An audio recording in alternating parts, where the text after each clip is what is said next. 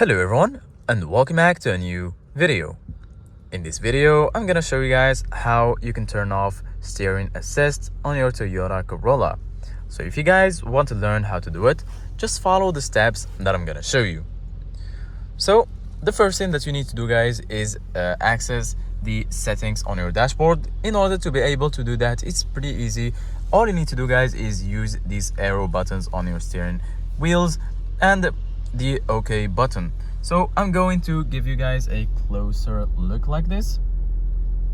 Go ahead and use the arrow buttons, right, and then as you can see, guys, here you're going to find all of these driving settings.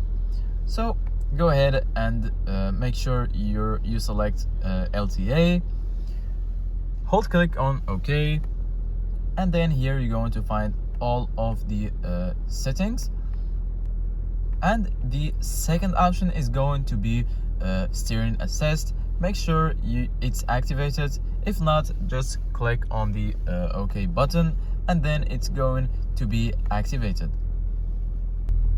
You can also adjust the sensitivity of the steering assist if you want by clicking on OK, as you can see, guys, and once you finish, just go back and then you're good to go. Thank you guys for watching. See you guys in the next video.